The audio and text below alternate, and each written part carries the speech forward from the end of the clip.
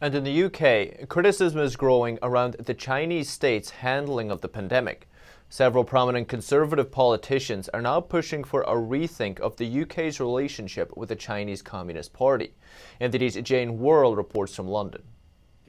Standing in for Boris Johnson, the UK Foreign Minister on Thursday night, saying there will be hard questions for China. In relation to China, look, I think there absolutely needs to be a very, very deep dive after the event review of the lessons, including of the outbreak of the virus, and I don't think we can flinch from that at all. In 2015, former Finance Minister George Osborne, under the Conservative Prime Minister David Cameron, declared a so-called golden era between the UK and China.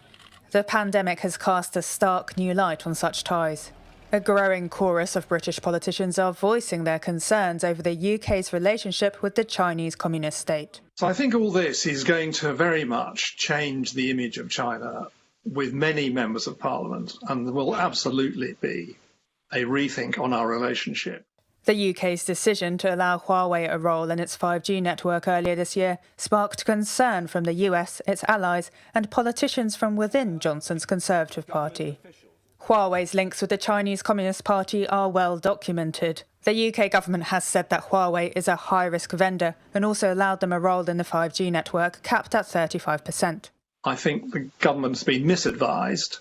I hope that events of recent weeks will have really woken them up to the danger of being beholden on a company which is so closely run by the Chinese Communist government.